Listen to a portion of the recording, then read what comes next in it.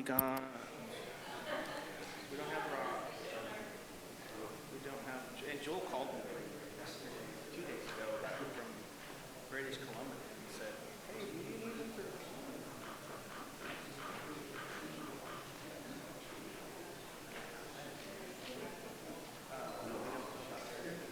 This is Rob. I'm here.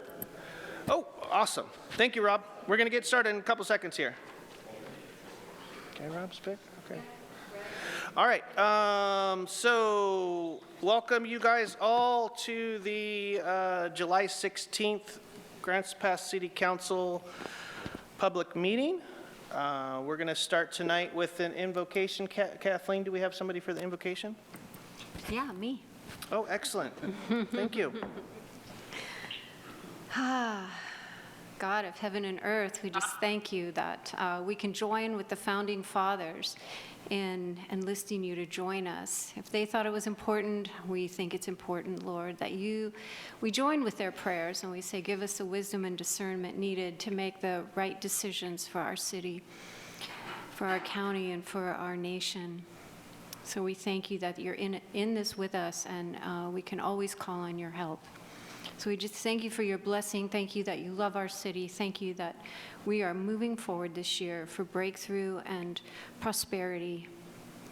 In the name of Jesus, amen. If you'd please rise for the flag salute and remove your covers if you have them.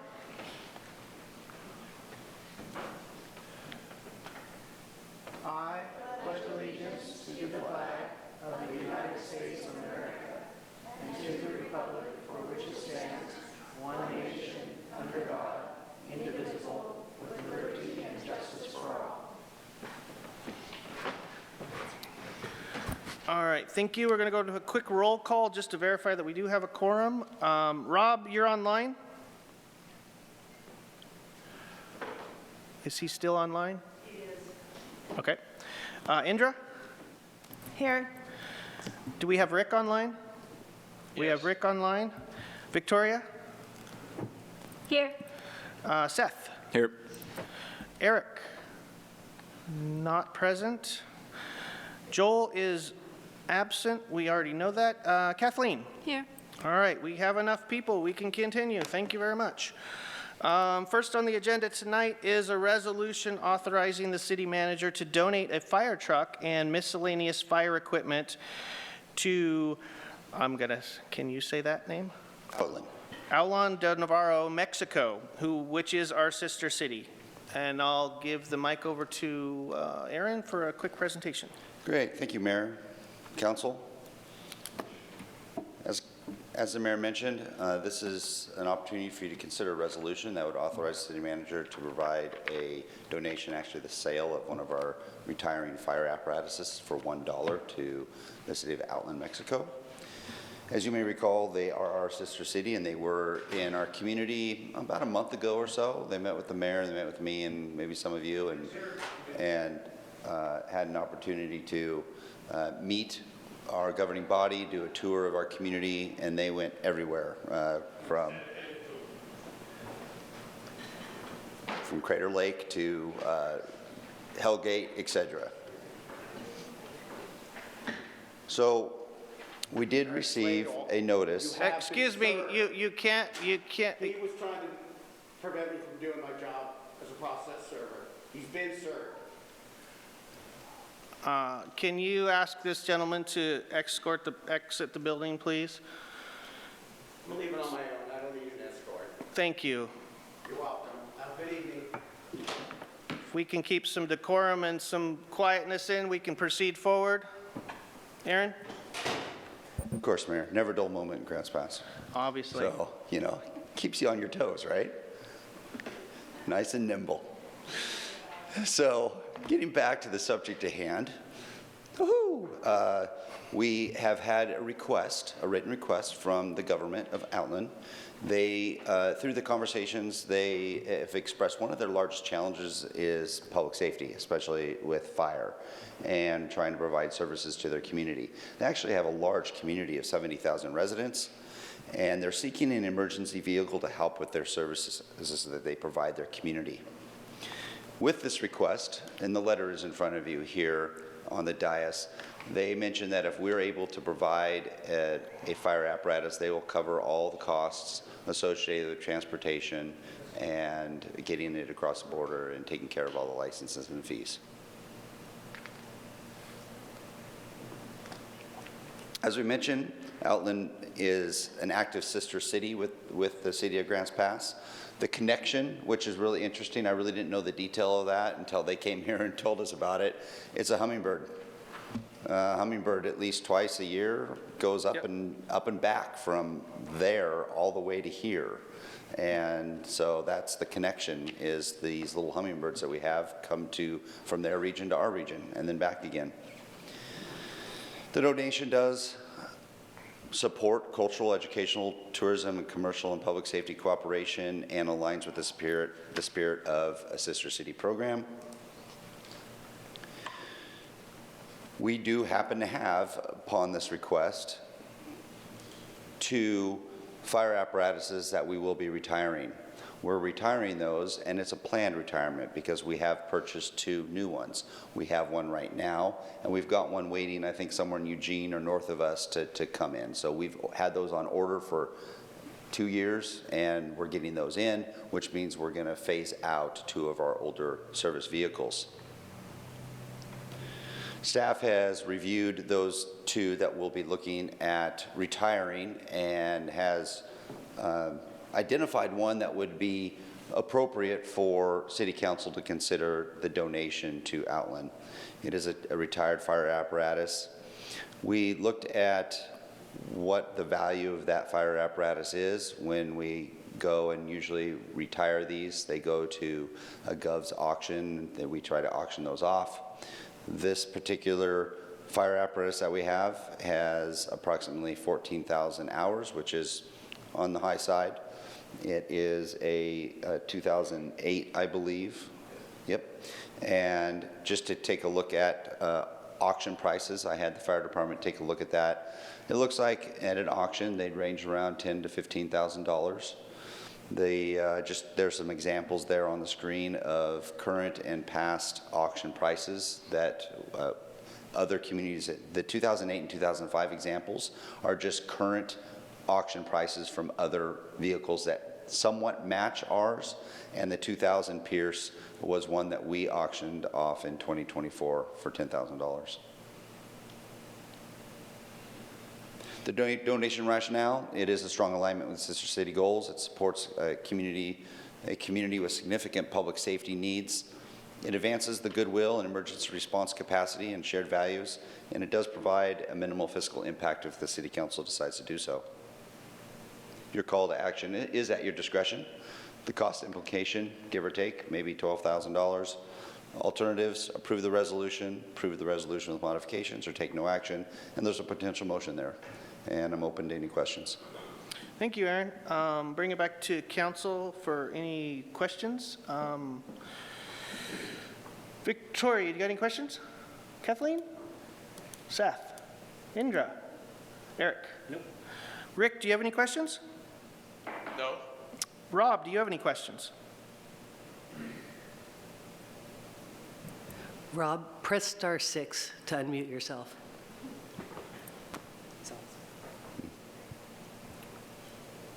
Rob, do you have any? Question. Yeah.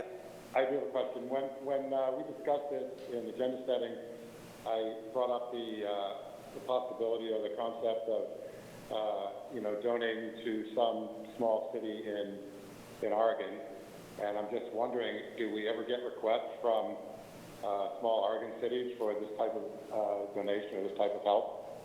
Yeah, certainly. That's a good question, and we have Chief Hyatt here that can maybe provide some additional information on how that works. Yeah, Councilor, this is Deputy Chief Hyatt. Yeah, occasionally we do see requests. The problem with this apparatus is, it does need to be currently certified, and it becomes more and more cost prohibitive to do that. So donating it somewhere locally is going to put another department into all those maintenance costs and the obvious possibility that it's not going to be able to meet that requirement and put them behind. That's why, putting it somewhere where it's going to operate and function well, but isn't going to have to maintain the high standards that we currently have in the fire service in the United States, I think is a good value. Thank you. Thank you, Rob. Any other further questions from council? All right, seeing none, bring it back to public comment portion. Is there anybody in the audience that would like to comment in regards to this council action item? Please come up to the microphone, state your name, and you've got 3 minutes. Alrighty. My name's Craig Maitre. I've lived in Grants Pass for 13 years now, and I lived in Cave Junction before that. I volunteered with their fire department a couple of years. While Grants Pass has a real robust fire system, and Cave Junction even has a real robust fire system, I remember in training, places like Wolf Creek did struggle. And even if there's honestly paperwork and stuff that goes behind the maintenance and permitting of this vehicle, I think it would be wiser to donate locally to Rogue River or Wolf Creek or somewhere where, or even our local hotshot crews like Grayback or ODF or Bear Chicker. I think they would get a lot more use out of it, especially since we do have big fires here. And I get Mexico also has problems, but this is America, not Mexico. This is Oregon, and we have issues in our own state. So like as a question, what did we originally purchase this fire truck we're donating for? How much did we buy these 2 new fire trucks for? Can an American citizen, like someone like me, pitch up an offer for it? Or is it just, we're doing this and we're just going to take what's considered a negligible expense, 10 or 12 grand, but hell, I'd take 10 grand. It just seems like something that we could allocate our resources in a better way for our local communities, even if it doesn't go straight to Grants Pass or Cave Junction. There are places like Rogue River or Wolf Creek that struggle. I'd like to see it go somewhere where it still benefits Oregon, and instead of them having to buy a $500,000 truck later, you know, because they're gonna need a truck. 2012 you said this was? 2008? It's still brand new. That'll work good. That's all. Thank you. Public comment portion is still open. Anybody else from the audience? Come on up, state your name, and stick with topic. Sure, thank you very much. Good evening, everybody. You can pull the mic down for, Sorry. speak into it a little better. Thank you. Thank you very much. Good evening, everybody. My name is Arturo Vil. I am a teacher at Grand Pass High School. I also am a member of the Sister City Committee, and I have been a member of the Sister City organization for about 15 or so years. And I am very proud of that. I'm very proud to be Grants patient and also to have this connection to Autlán. And throughout the years that I have been a member of the Sister City, I can tell you that there is a tradition of Grants Pass donating stuff to our sister cities. We had a relation with a sister city in Russia, and when the hospital was dismantled, we donated equipment to Rubsovsk and made a huge difference to that community. And we have the ability, and with that ability, I would say also the joy of being able to do something really good that will really benefit a community that is our sister. As excuse me, as city manager Kubik mentioned, recently they came here. We have this wonderful interaction, and we discovered so many things that we share. Among those, the birds exchange, which is something that really is an exemplary example for us. So I just hope that you will consider all these facts in addition to what was exposed, and will consider voting yes. Thank you very much. Thank you. Anybody else from the audience want to comment in regards to this council action item? All right, seeing none, we'll bring it back to council for further discussion and/or action. And you do have a motion, potential motion on the screen, but we'll open for deliberation. Seth? Yeah, I'm going to make a motion to adopt the resolution authorizing the city manager for the donation and sale of a fire truck and miscellaneous fire equipment to the municipality of Autlán de Navarro, Jalisco, Mexico. All right, there's a motion on the dais to approve the resolution with a second from Kathleen. Any further discussion? Indra? Yes, it's a wonderful gesture to donate for the goodwill of a community that's not doing well. But I also feel like our community and our state is not doing well. And even though it's only $10,000 or $12,000 to give away, we have people in our community that can't pay their mortgage or their bills, and we could give $10,000 to them. I mean, it's just, to me, I just think we need to take care of our people locally. And I would love to give money away or give these items away. And I don't know if they can be used again. And we heard that possibly they can't in our area, but I would like to know more. Could they possibly be used in our poorer communities out there in our rural areas? And if not, I think auctioning it and bringing money back to the city when we're just spending would be a good idea. And it's nothing against the people of Mexico or giving it. I think it would be a great gesture, but I think we need to look out for our finances as well. Thank you. Thank you. Any further discussion? Rob, do you have anything to add? Rick, do you have anything to add? Okay, seeing no further discussion, I'll go into a roll call vote. Seth? Yes. Kathleen? Yes. Victoria? Yes. Eric? No. Indra? No. Rob? No. Rick? Yes. Okay, I got 4 to 3 yes. So resolution passes. Thank you very much. Okay, next on the agenda tonight is a resolution approving commercial activity at Riverside Park and a fee waiver for the 2026 Medicine Show Revival event. And it looks like Brad will lead us in a presentation. Thank you, Mayor, members of the council, members of the public. Brad Clark, Community Development.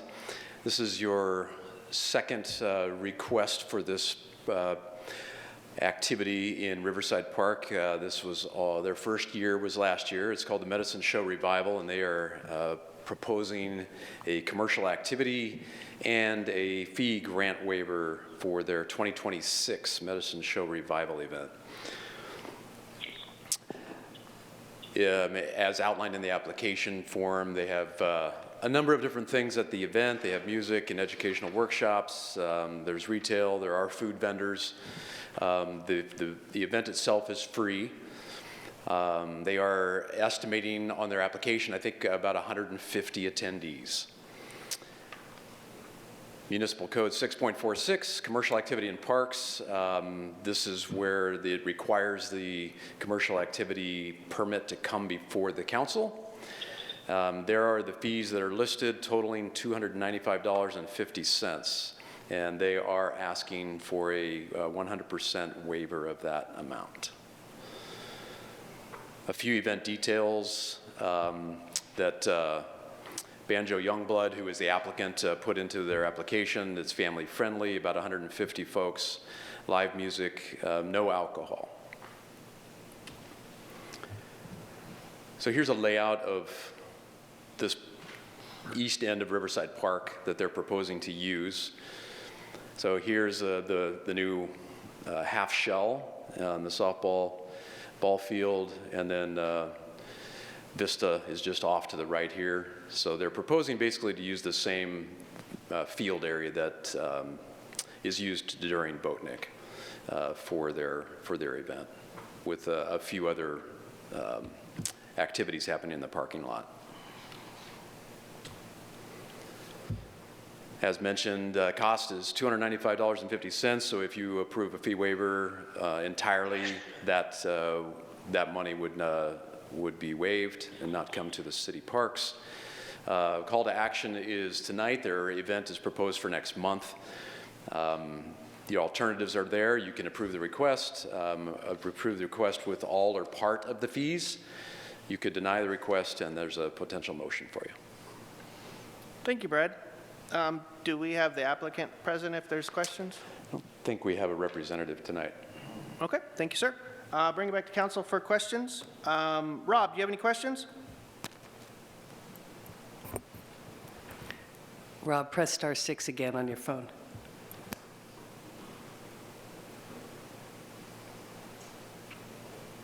Okay, Rick, do you have any questions? No. Thank you. Eric, do you have any questions? No. Indra, do you have any questions? Seth? Kathleen? I'm kind of wondering what kind of themes are going to be with this event. There wasn't a lot in the application last year. It seemed like they put more in there. Do you have any more idea about what they're going to offer? I attended last year, and it didn't seem to me that there was 150 people there, and it was a very select population of our residents. So I'm just kind of wondering what they're going to do different this year. Yeah, the only information that I have, since with my staff talked to them, there may be a little bit more verbally, but I did not get that information. But on page 7 of your packet tonight is the written explanation. And it just says, we will be having live music in the park, ideally in the new band shell, and hosting education workshops throughout the day. We will be having a community meal around 6 p.m., followed by a motivational speaker. The aim of the event is to finalize a 9-day celebration for community resilience and some sense of ceremony to bring people together. We will have True Juice there selling juice, as well as many educators and community resources tabling. So that's as much information as we have, is what they explain. So that's from an application standpoint, usually about as much as you're right, I think some applicants give us a little bit more deal, but there's not much else.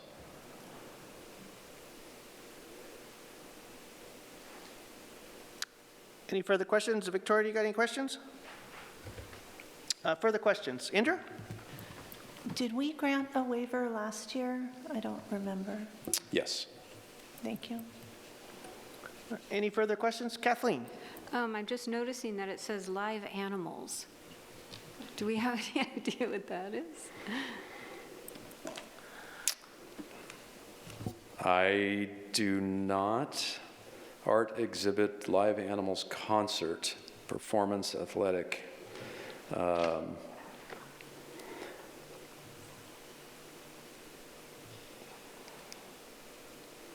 No, I apologize. I don't have it. I see where they did tick that part of the application in terms of an event category.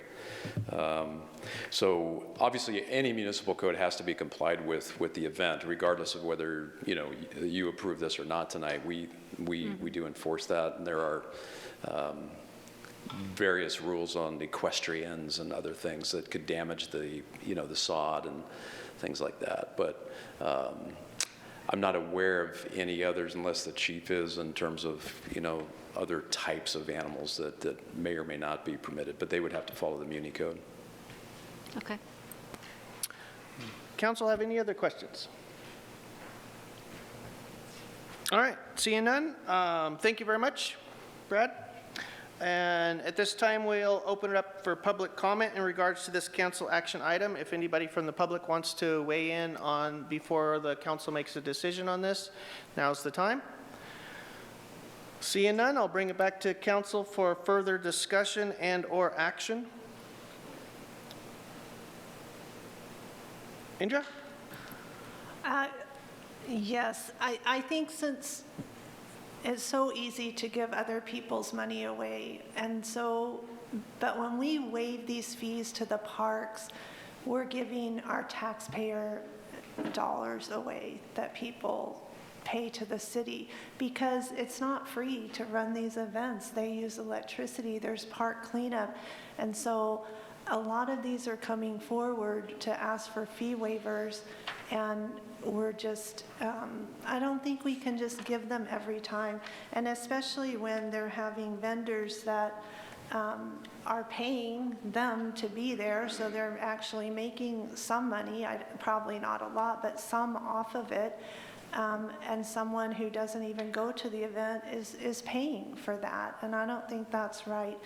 Again, since we waived it last year, I think once you get going in the second or third year, it should be not dependent on the city to pick up fees either. So I'm going to be a no on this. Any further discussion and/or action? Rick has a question. Rick, go ahead. I would be in favor of looking at the damage waiver, I think which is $75 is the minimum. And I didn't know if the rest of the council would want to at least do that. Thank you.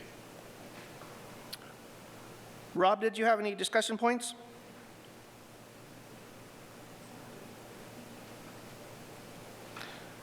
Any other council member have anything for further discussion and/or action?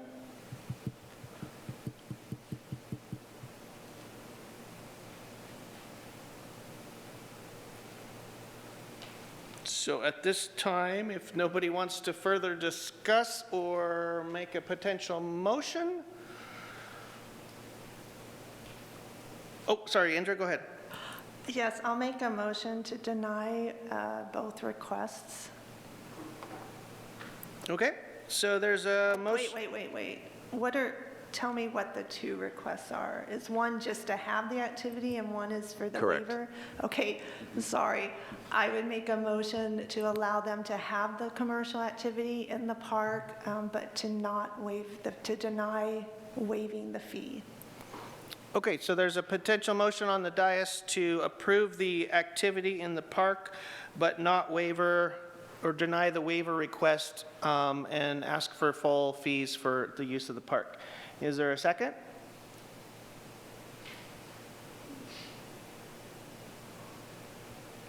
Last call, is there a second? We have a motion, potential motion on the floor to approve the action in the park, but deny the waiver of fees for the park use. And I would be looking for a second. Rob, remember, press *6 to unmute yourself.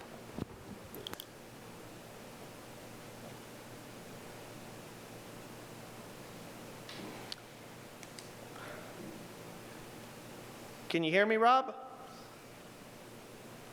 Are we having a little technical difficulties on his end? Yeah, he's still muted. He's still muted, and I can't unmute him. He has to do it himself. Okay.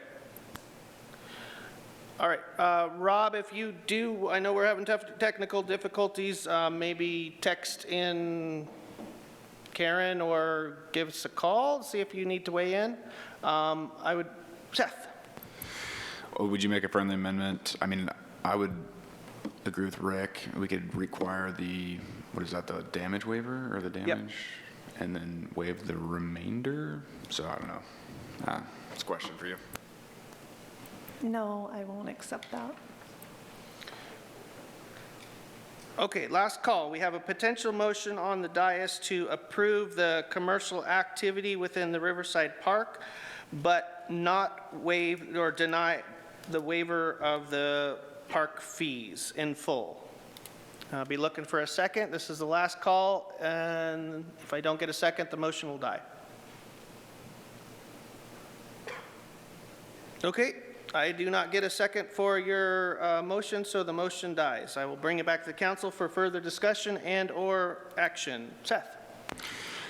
I'll make a motion to allow them to have the commercial activity in the park and waive all fees except the damage waiver.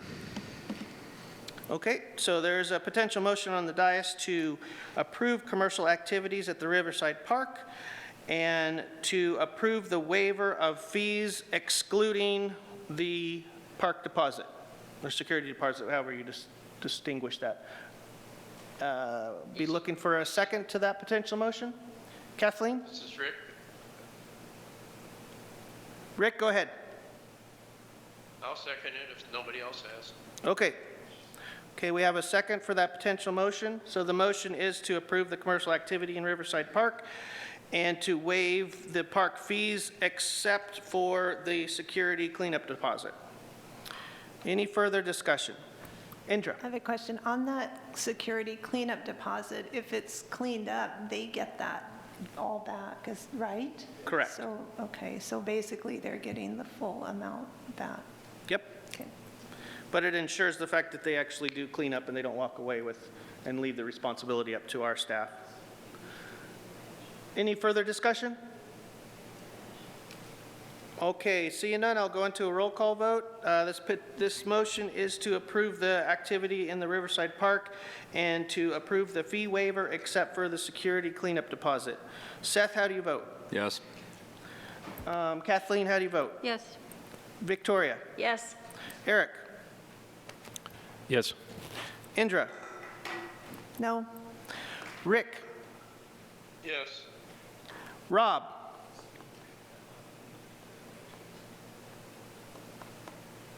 Okay, sorry, we're still having technical difficulties with Rob, so I don't know how he's voting, so we'll go with everybody who's present. So I got 5-1, motion passes to approve the commercial activity and to waive the park fees except for the security cleanup fee. Thank you or deposit, thank you. All right. Moving on down the agenda, next in to tonight's agenda is public comment. This is an opportunity for the public to address the City Council on items not related to a public hearing or council action items for the council. The intent is to provide information that is pertinent to the city's jurisdiction.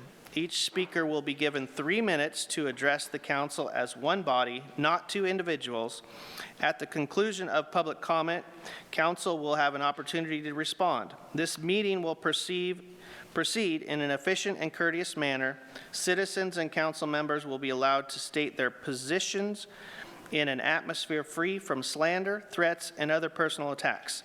Signs or placards, outbursts of applause, campaigning for public office, or other disruptive behavior will not be tolerated. If you have a question regarding any government-provided service or a current city policy, please contact the city manager's office in an attempt to resolve the matter. All right, so I have a number of cards here. And first off, we have Mike Pelfrey online. Are you still online, Mike? He's not. Okay. All right. How about Fitch? Come up, you got 3 minutes. Restate your name, please, and you've been duly warned. Please do not disrupt and... Do not interrupt me. Do not violate my constitutional rights. I warned you. My name is Mr. Fitch, returned residents. I warned you that your retaliation, your abuse of authority, your weaponization of the courts would bring federal consequences. You were warned time and time again. All of you knew, and all of you kept going. The coerced and retaliation actions of City of Grants Pass included City Councilor Eric Slagle filing a stalking order against protected activity, prove exactly what Joel King said later publicly. You don't care how many lawsuits you put City of Grants Pass into. That statement says everything. You treated redress as stalking. You treated criticism as a crime. You treated protected activity like something you could punish because you got exposed.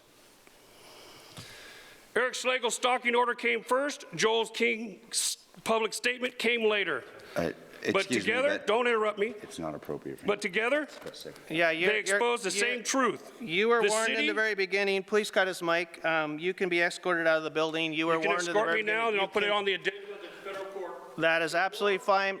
You were also warned that you can't single out a single person. Thank you. You've been served, you've been served. Thank you very much. Kiss my ass. Thank you. You have a beautiful evening. Next up, we have Stephen. Stephen Nelson? Come on up, Stephen. Restate your name, and you got 3 minutes, sir. Stephen Nelson, it's been a long time since I've been here. It has been a long time since I've seen you, sir. Yes, it has. Glad you're back. Thank you.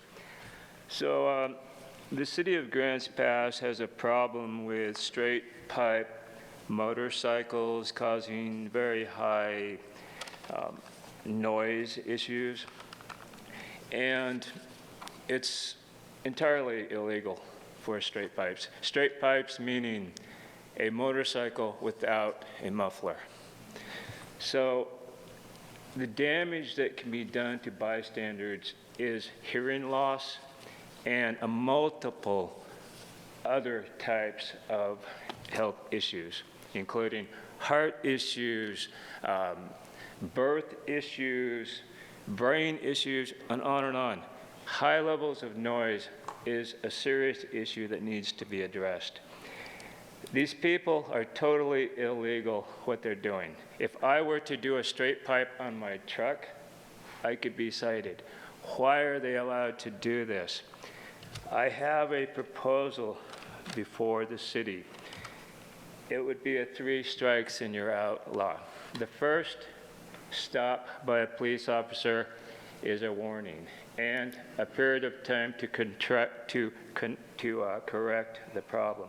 The second violation stop would be a citation, but also a time to correct the problem. The third stop by a police officer would be impounding the motorcycle.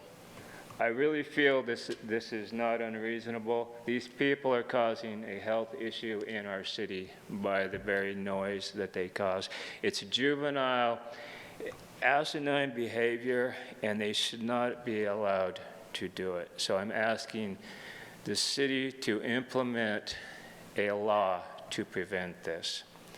And I know I will probably get a backlash from some people in the community, possibly the city would too. I don't care. This needs to be done. Thank you. Thank you, sir. All right, Bob, you're up, bud.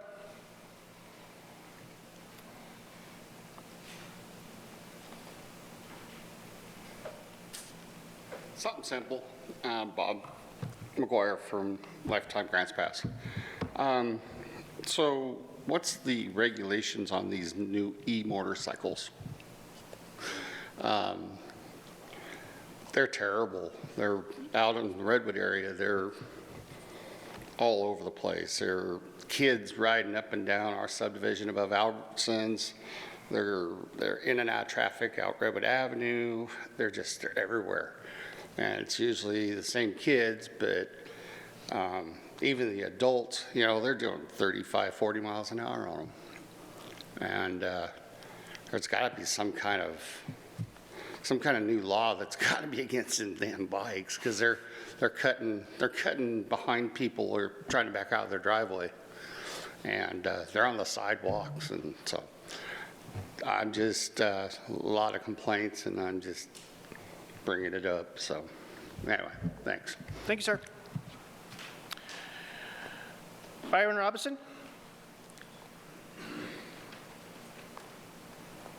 Good evening, councilors. Byron Robertson, Grants Pass.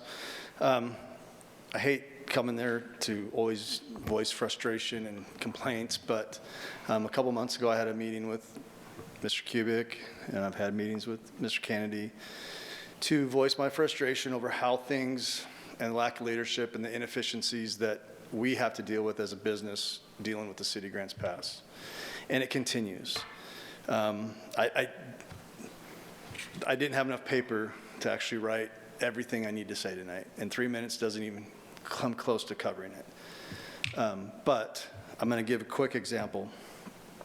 We're trying to close out a job up on Conklin. It's now been 1 month since I've heard from anybody. Actually, sorry, 2 weeks ago I talked to Jason. But as far as dealing with the issues on that job to close out that job, it's been a month since we've substantially been complete. We're trying to close it out.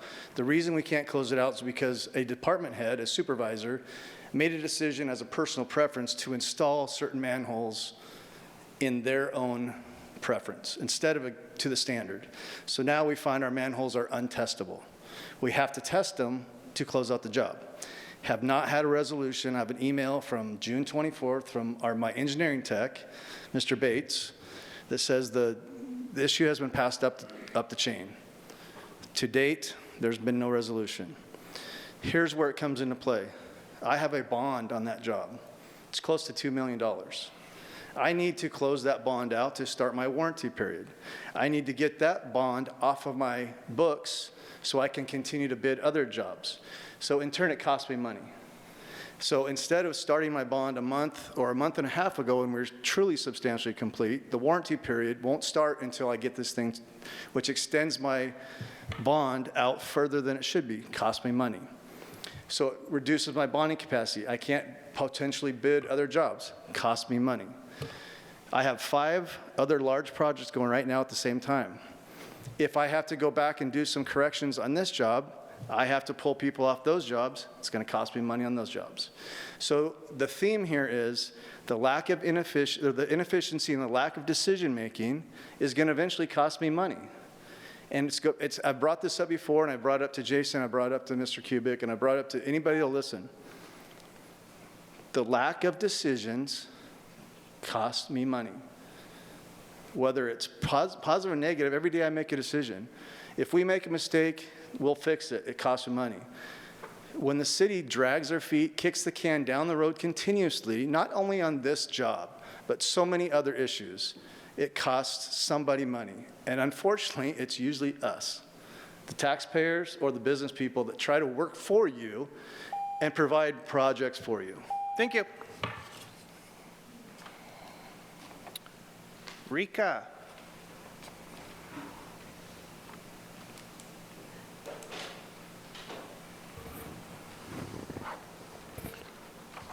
Rika Brown, Grants Pass.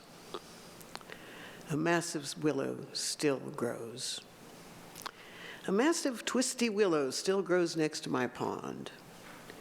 With the hot weather, it is sucking more water. I have to keep a hose trickling into the pond after I play catch-up by opening the valve fully first thing in the morning.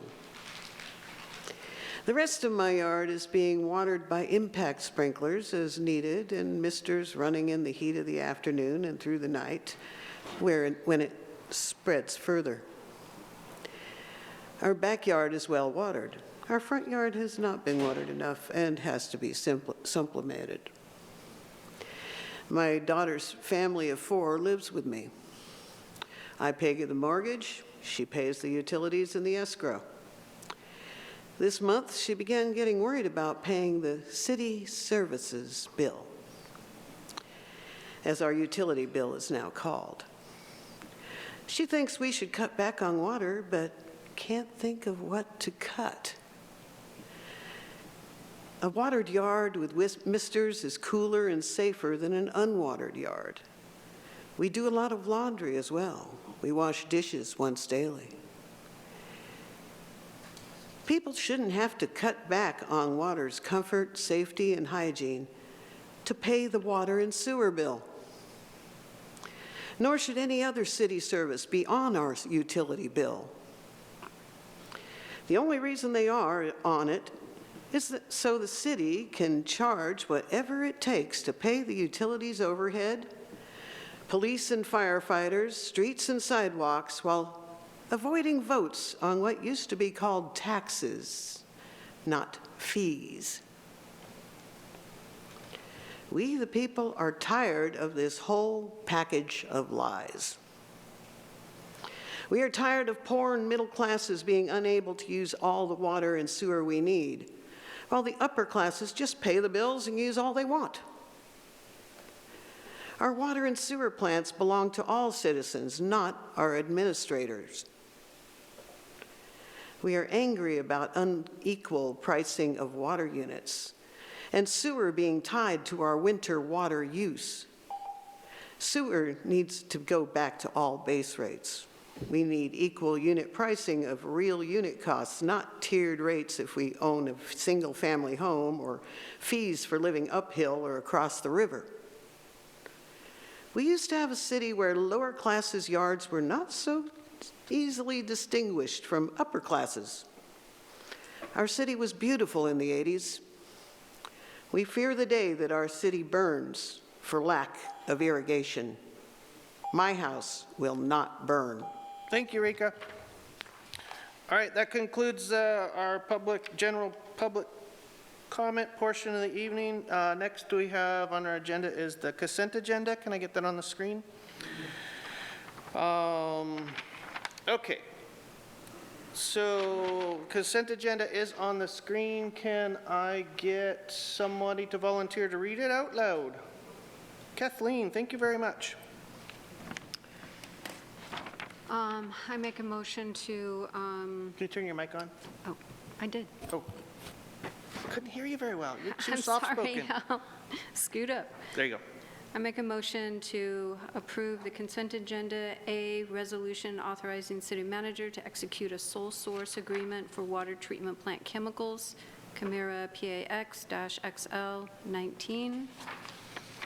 B, resolution authorizing the city manager to utilize the State of Oregon contract PA 8518 for fuel purchasing.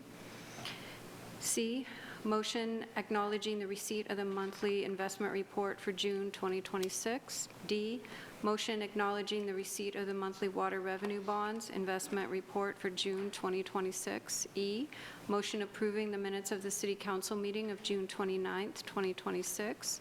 F, motion approving the minutes of the City Council meeting of July 1st, 2026.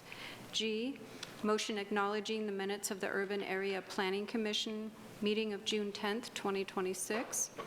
H, motion acknowledging the minutes of the Tourism Advisory Committee meeting of May 5th, 2026. I, motion acknowledging the minutes of the Historical Buildings and Sites Commission meeting of April 9th, 2026. With a second from, we have a motion to approve the consent agenda with a second from Victoria. Any further discussion? Seeing none, I'll go into a vote. Rob, are you available? Okay. Indra? Yes. Seth? Yes. Kathleen? Yes. Victoria? Yes. Eric? Yes. Rick? Yes. Okay, sorry, went out of order there, I know. All right, consent agenda passes. Thank you. All right, now, next on the agenda is matters for mayor, council, and staff. I'll bring it back to council. Is there any items of discussion or questions that you would like to bring up at this moment in time? And all the hands raised. Kathleen? Are we talking about answering public comment too This right is now? your time to do Yeah. whatever you need Okay. to do, ma'am. All right, so what can we do about Byron Robertson's problem? Is there We are something with working the on it. manholes that we can Excuse me. expedite, or? Yeah, I'll talk to the team tomorrow. I know of the issue.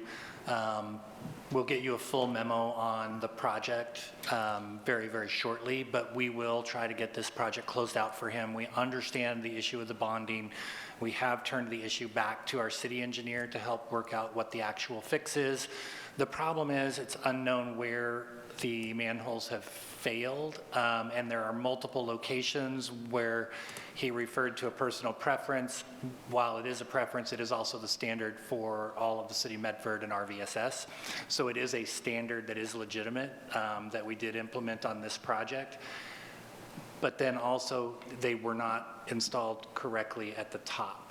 And so there's multiple locations, so there is a conflict that we are trying to resolve with Rob Coe and the team, and we're trying to work through it as quickly as we can, and we recognize that there's an issue. In addition, the engineering tech who was assigned to that project has taken another position within the city, so that was also part of the breakdown in communication. So I will be on it. As he did say, I did talk to him a couple weeks ago on this particular issue to try and keep it moving forward, and I will continue to do so. Jason? Yes, you are welcome. Go right ahead. Is there a municipal code change for these straight pipes? Is that something that can be done as far as? You're talking about the motorcycle straight pipes. I don't know a whole lot about that, Counselor. We can always look it up. My understanding is all vehicles are supposed to have an exhaust. I guess if I was to look through Oregon Revised Statute, traffic offenses specifically, it would be in there.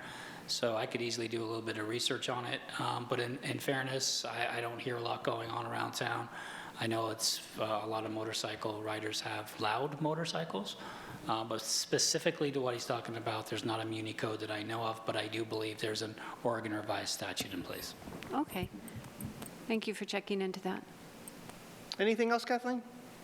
Okay, thank you. Victoria? Yeah, well, I just thought that there were some great comments from the public tonight, and the e-bikes has come up twice now, so it's probably something we need to look into. I agreed with Kathleen, and I would have brought it up as well, Mr. Robertson's issues. We definitely need to look into that. And now we're going to look into the noise with the motorcycles, but the e-bikes has also come up. So I don't know what we need to do about that. Maybe we need to, or were we going to have a memo on that? It may have been that we were going to talk about that before.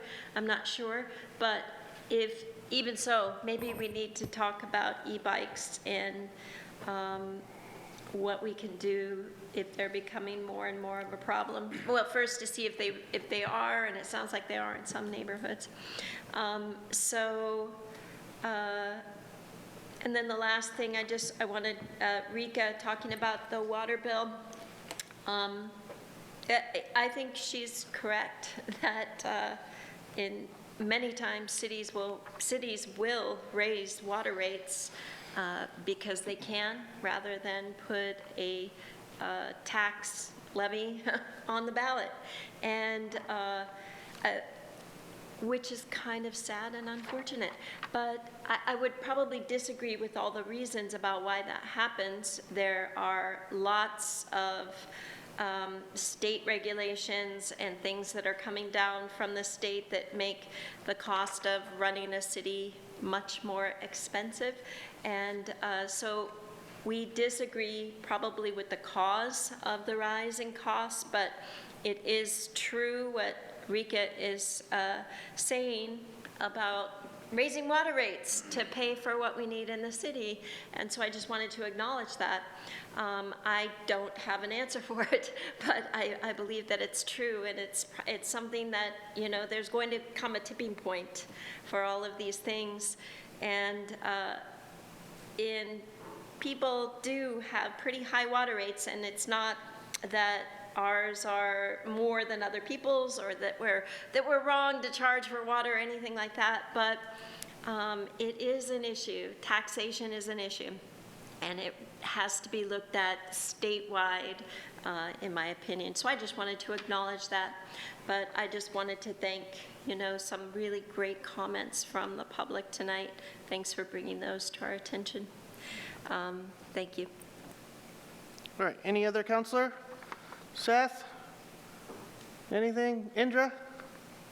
Yes, I'd like to thank Byron for coming and speaking. It's difficult as a business owner to come and do that because you don't know what could come out of it, but I'm disappointed that our city isn't staff being more efficient with those kind of projects, and I really hope that it's resolved quickly, and it probably shouldn't have been. He did come before us a few months or so ago with issues too, so evidently it's not just this, they are ongoing, and I don't know why, but I think, I hope we can get to the bottom of this and do a better job, and you know, I think I personally will follow up with that as well, just FYI. The water, I have been noticing lawns too lately, and they are, I'd say 50% brown, and my lawn's brown because you can't afford to water it. And I wonder, I have a tree snapping branches because they're stressed. I mean, the cost is a big problem. It's not statewide, so we sit here and, I mean, costs are up, but we talk about not raising taxes or fees, but then we hand out money like candy, and where does that money come from? It comes from the taxpayers, and then we have to put the fees on, and we have to raise the taxes. So, for instance, we gave, give or take, $1,000, $12,000 away tonight, and $295, which isn't much, but that probably would pay for someone for a couple months of water. So I really think we need to look at how we're spending money, and I don't think we're going in a good direction with that. I also want to bring up an email that we all got, and Stephanie, this would be directed a lot to you, but someone Kevin Swiger wrote about updating possibly the Chapter 5.32, Public Safety, regarding discharge of weapons. I know we've recently seen I think they were water things that injured a girl's back, and then there was another one more recently I saw. So his suggestion was to preserve that ordinance by making it broader, because there are new and different weapons, I guess, with different types of propulsion or battery, electric power. And so just wondering if that ordinance can be shored up to include and maybe it is already, that's what I'm asking, the multitude of weapons, so there is accountability for those type of things. I can't respond to that. Can you respond to that? Thank you. Yes. As we've talked about before, we are planning a complete overhaul of certain sections of the code. Chapters 5 and 6 are on the agenda as the primary focus of those. So we will be taking a careful look at all of the ordinances within those chapters and bringing something back to council. And if council wants to see additional changes beyond us looking at that, we're happy to discuss that at that time. Thank you. I think that will solve it. Chief, did you want to comment? Yeah, if you don't mind, since you brought it up, I did notice that on social media as well, and I think it's important for council and community to know that we were on top of it immediately and are currently on top of it. It's a juvenile offense dealing with juvenile suspects, and there's certain rules that we have to comply with when we're dealing with juvenile crimes, and there's still an investigation to complete. So we have to develop probable cause, we have to put things together, we have to interview people, there's a lot of work to do. But for you all and the community, we're taking it very seriously. Thank you. That's all I have. Thank you. Any other counselor? Rick, did you have anything at points of discussion tonight? Maybe not. Staff?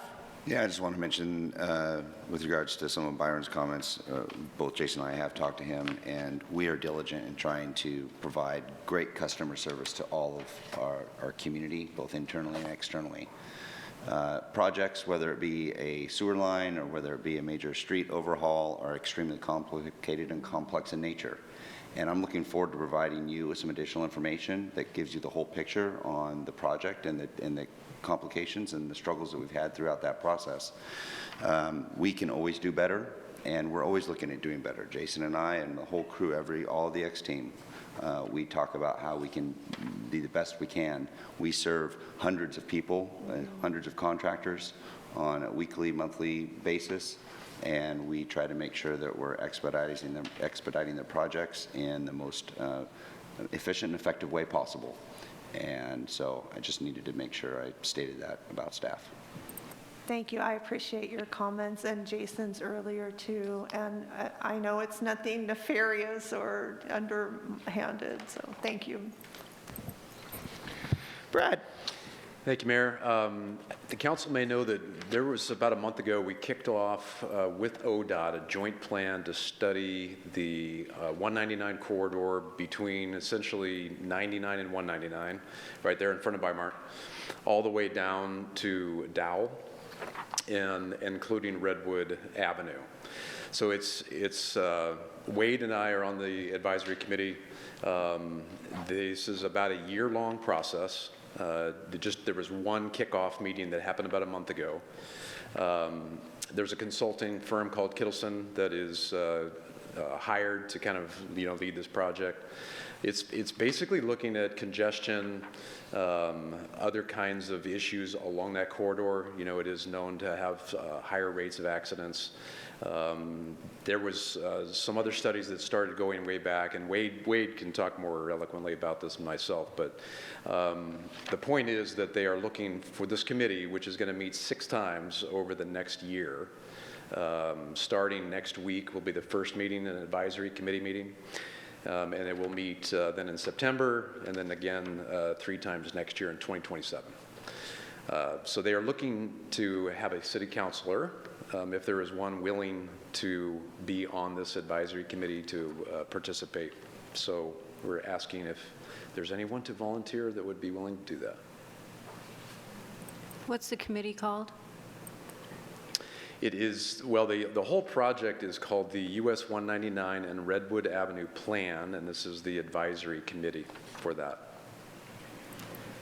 When does it start and how long does it go? Is there any idea of how often the meetings are? There is. They meet 6 times over the year.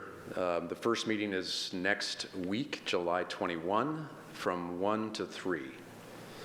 And they are intending to meet during that block, 1 to 3. The next meeting is September 15th. So those, I think, are the only 2 that are actually scheduled. So July 21 and September 15th, and then there's another 4 meetings in 2027. So, but I think the intention is to do that. So it's a combination of community members, ODOT, consultants, business people, trying to get some folks along that corridor. So that's kind of the gist of it. I'm on the Mr. MPO committee already, and since it is in my ward, I'll be the liaison.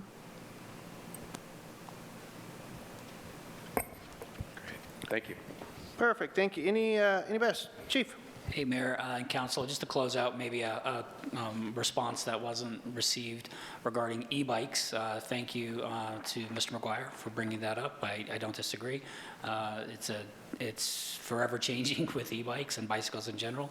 I am pretty confident my guys received like a cheat sheet that kind of spells out all the rules of the road with bicycles and e-bikes. I'll confirm that again tomorrow and just reiterate to my guys to keep an eye out for those bicycles, which are pretty quick around town. Excellent, thank you. Jason? Just one brief comment, and I just wanted to clarify it for the folks that are watching on TV. When we raise water rates, all of those dollars can only go to the water-funded projects. So there might be other fees on the utility bill that are going to other items, but I just want to make it clear that water rates can only be spent on the water fund, sewer rates only on the sewer fund, so we don't raise water to pay for other things within the city. So I just wanted to bring that up for the folks that are watching at home. Thank you. Anybody else?